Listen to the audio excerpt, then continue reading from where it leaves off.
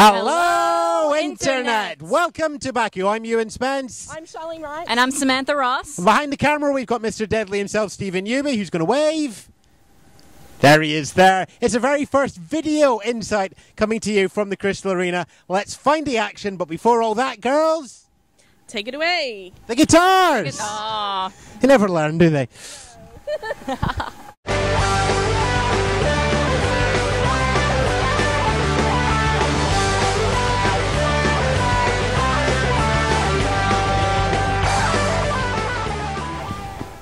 Yes, it's the ESC Insight daily video podcast coming to you every evening, UK and Central European time. Keep an eye on the website. Lots of content over here. We're just going to give you a smattering every day to give you a feel of what it is like to be here at the Crystal Arena and Baku and at this year's Eurovision Song Contest. Of course, behind us, we have the second biggest flagpole in the world and the Crystal Arena still under construction. And but actually, to be honest, most of the city is still under construction. But one thing that is 95% complete is the press room itself. So if our deadly cameraman can just keep spinning round, there we go. You will find the press centre. There we go. We'll find the press centre. This is going to be our home for the next 2 weeks. This is where we're meeting the artists. We're doing all our interviews, where we're feeding. Let's find out how we get on there now. So here we are with a smooth link into the press centre. Has to be one of the largest we've ever had at Eurovision. Let's head over this way first. Mix of monitors, computers, all of that stuff. Huge lots of logo. But in here, we have the main press conference area. So once the artists have been out onto the stage, done their rehearsals, come through and talk to the world's press. Let's have a look in there.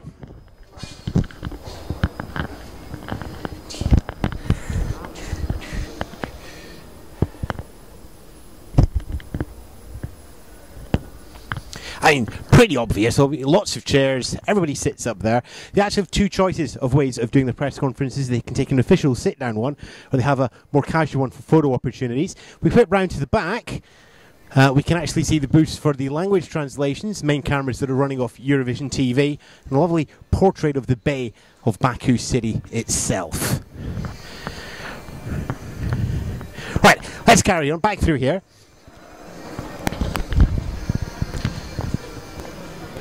The big board. Everywhere needs a big board. Eurovision has one of them in the press room. There it is up there. Whole bundle of us, well, we can watch all the rehearsals on that. And when it comes to the jury finals and the grand finals, some of us are going to be going into the stadium. The rest of us are going to be sitting down here giving you the live commentaries, the blogs, the podcasts, the internet commentaries, all of that going through as well. Let's take a little run down the side very quickly, see what else we've got. Actually, no, let's run down this side. Because the other thing that you always have at Eurovision is all the goodies, all the press invites, all the invitations to the concerts and everything. Lots of people hard at work, the occasional volunteer as well, and a mad Scotsman running backwards. What you also have is you have the guys who are actually doing the singing lurking in the corner. Guys, it's the guys from Mandinga. How are you doing? Fine, thank you. Right, so you had your first rehearsal yesterday. How did it go? Because it looked fabulous in here. I don't speak English. Did you have fun? Good or bad? Good. There we go. I don't know. Martin Brundle never has this problem, I have to say. Anyway, round the corner. These are all the pigeonholes. Every member of the press gets one of these to put the kid in. All these volunteers are keeping fed with CDs of carpet museums. Let's have a look at this. What do we got in here? Oh, we've got one of these albums here. The architecture of Azerbaijan, that's lovely. It's being one of the towers. I've no idea what it is, so we'll keep moving on. But there we go. More tripods, more volunteers, more pigeonholes. Still got pigeonholes. Lots of people waving. Hello, everybody wave. Everybody wave. Because if you don't wave, you'll get shot. What else do we have? Very important. The emergency evacuation map. Nobody's ever looked at it. It's tucked away in the corner. What else do we have? More tables. These tables don't have PCs. The idea is you bring your own PC. The problem is these tables don't actually have an internet connectivity. So we'll have to move elsewhere. So there we go. And actually, spin around. There's the IT support desk. An Ethernet cable. Love it. Right, okay. How are we doing here? I'm getting all twisted up around here. Right. Now, remember I said we had all the artists, we had the interviews and everything going on? Well, this is where we get them in there as well. If we slip into one here, this is where you can actually have the sort of more quiet interviews. Once they've come out the press conferences, everybody, there's basically a shopping list. You can have interviews with the stars one-on-one in these small rooms here. You'll see these videos coming up later on. Sam, Stephen and Sharleen are going to be doing all of that stuff. I'll be talking to them shortly. We have our restaurant area. It's almost a restaurant, it's more a snack area now.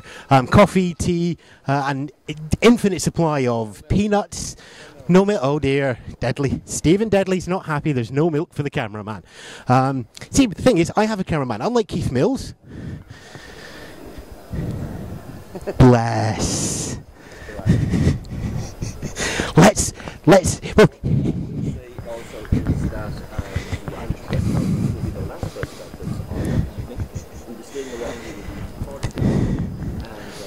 See, this is the great thing. We're all recording videos for everybody else to watch while we're recording our videos. So nobody's actually watching this. But there we go. Right, let's move down to show you where we're spending the whole Eurovision itself. We've got the offices down the sides from the EBU, the radio rooms, all the tech spaces. We do have these strange. I suspect these squares are going to be filled in with some lovely museum and antiquities at some point before everybody gets here. And there's the rest of all kinds of everything. Wave, Andrew. There we go. We've got Alistair here from SBS Eurovision Radio. Give us a wave, Alistair. There we go. And if we spin around here, here's the rest of the team. Oh, Yorshi's giving us just a random wave as well. There we go. We're all friends here. And we swing back over to the ESC Insight table. We got good old Paul's made his way over from Australia as well. We've got Terry as well. You'll be seeing more of Terry separately on ESCinsight.com. But right now, Sam, I have a job for you. I need you to go and interview Albania. You think I can manage that? Do you think you can manage it? As long as she doesn't hit that high note and end up shattering my glasses, I think I'll be okay. Done. Here's the mic. All right. And away we go to Albania. Hi there, everybody. This is Samantha Ross reporting for ESC Insight. We're hanging out here with Albania's lovely Rona Nishliu. How are you doing, Rona? Thank you. I'm fine with all of you. Given this very important space and support, thank you so much. I feel very happy. Of course, we're happy to have you. Thank you. So you had your first set of rehearsals today. Yes. How do you feel they went? I feel very good. I'm happy to meet and to have a chance to work with such professional people. Mm-hmm. I'm very happy to meet such a crew.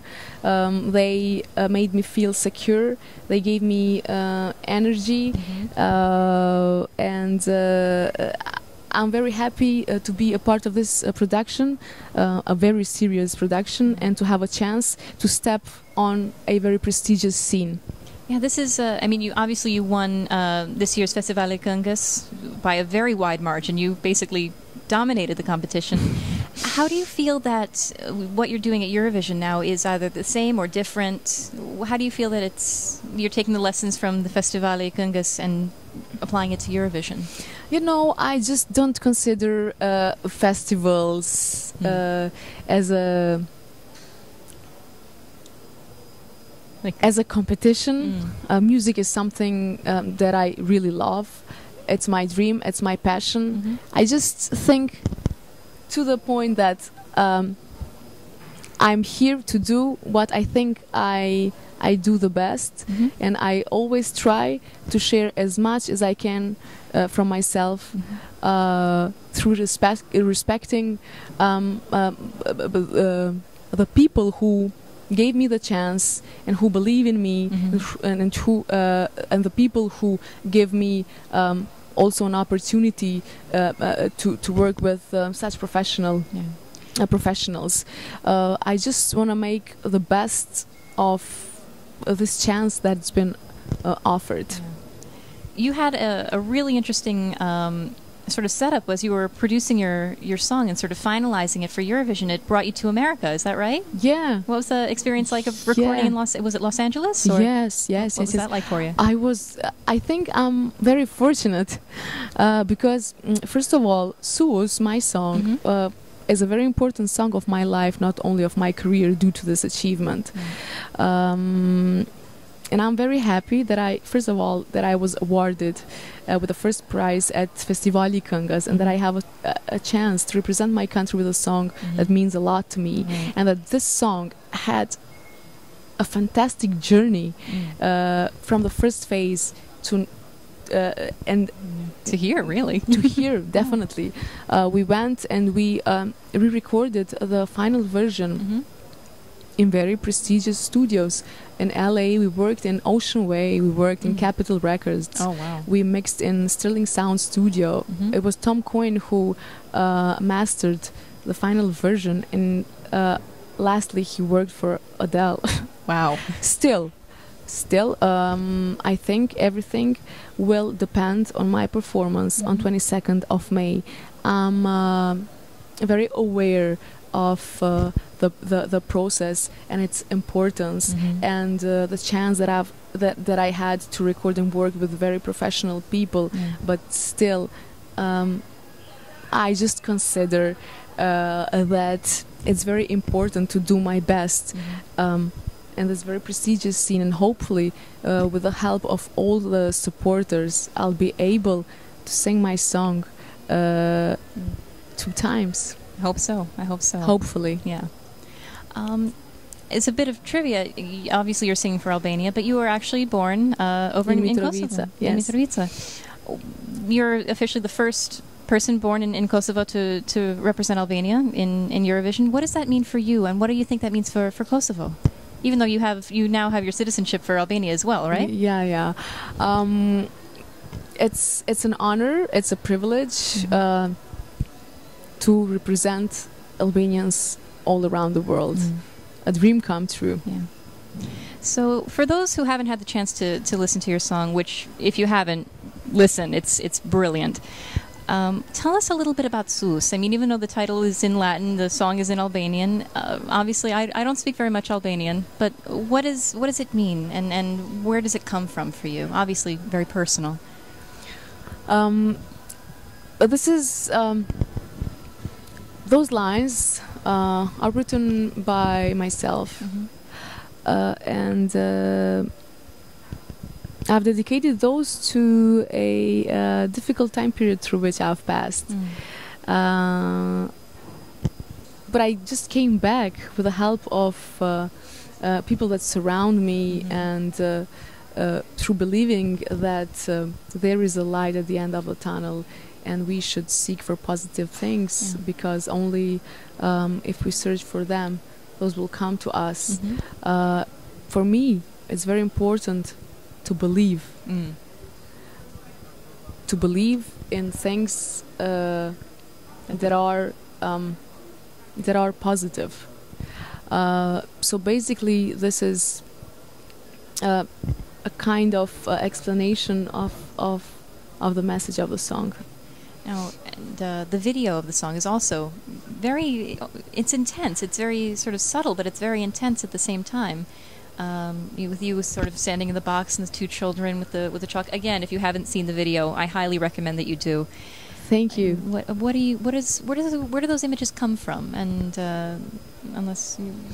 what is the sort of significance of the video? The director has chosen a minimalistic approach and an abstract approach. Because the purpose was to visualize life absurdity, things that surprise us in life, but often we just cannot find proper answers to occurrences. This is why it's abstract, because everyone can give its own interpretation. Everyone can give its own answer. Right. For the symbols that you can clearly see that we used in the video. Yeah. Do you have any message that you'd like to give to our viewers over at escinsight.com? Any sort of words of wisdom, or just saying hi? Take a look at the camera. I would thank you and thank all of them, all of you who divided your very valuable time for this interview and Albania's entry. In case you still didn't listen to Sue's, I would really be happy if you can give it a chance and search for it on YouTube. In case you really like it, in case you love it, in case you feel it, and only if you really believe in it, I would be very grateful if I can get your vote. Thank you very much. So what's next for you after Eurovision? An album, or what's on the horizon for you?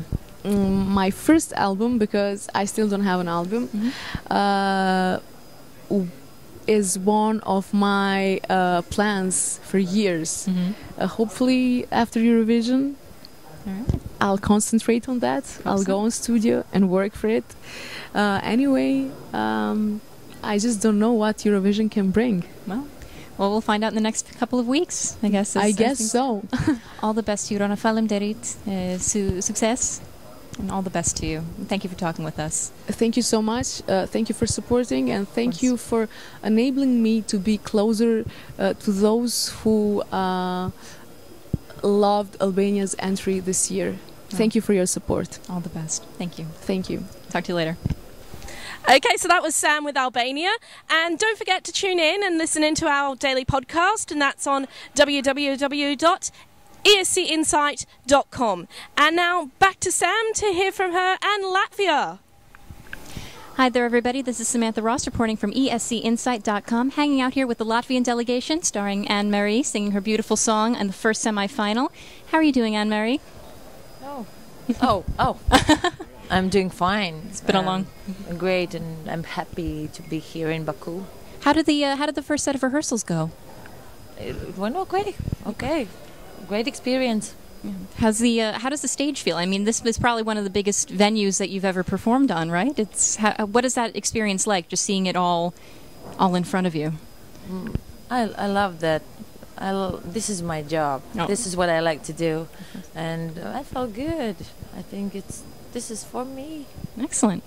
Well, obviously listening to beautiful song and the lyrics and what it probably means to you, you probably see a lot of the things that you talk about in the song kind of coming true right now. What is that like for you?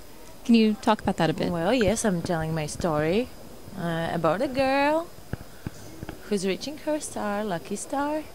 So, and she's not writing songs with Paul McCartney just yet. Well, yet being... However, we have managed to get Shay Healy, the author of What's Another Year, to collaborate with the song that she wrote way back as a teenager. Oh, that's fantastic. And that will be included on the promo CD that hopefully you already have.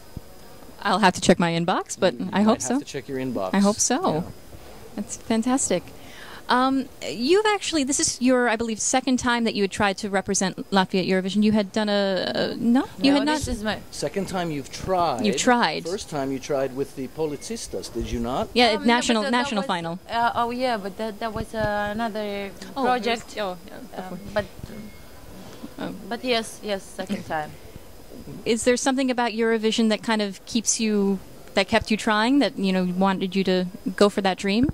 Is there something is Eurovision always been a big goal for you, or is it just the song and the time was right? Composer gave me a wonderful song, and I decided that this song must be here. So it lives. All right. The stars aligned. Yep. Yes. Yep. Excellent.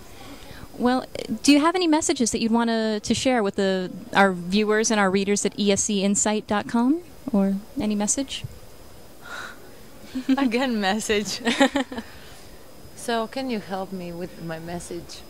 Well, in the second verse you talk about your mom and dad, and I think that's a really good message, that parents should let their kids dream and follow their dreams, because I think all of us here have experienced that, and that would be mine. I don't know. You probably have to come up with your own too, but I agree. Well, we wish you all the best of luck. It's the first semifinal. You're performing at number four. Number four. Well, if you like what you've heard from Anne-Marie, be free to watch on the 22nd of May, and all the best to you. And thank you for speaking with us. Okay, thank you. Right. So there was our interview with Latvia. Congratulations, Sam. Sterling work. Thank you very much. Much appreciated. Charlene's been busy back on the website, so we've had our web links and everything put up on the site. Absolutely, keeping very busy with all of that. And apologies to Jon Olasan, didn't have time for the interview today, but we'll get to that tomorrow. This is the ESC Insight crew. Ewan. Sharleen. Samantha. And Stephen. Hola. Not that you can hear him behind the camera. We'll catch you tomorrow night. Ta-ra for now. Cheers.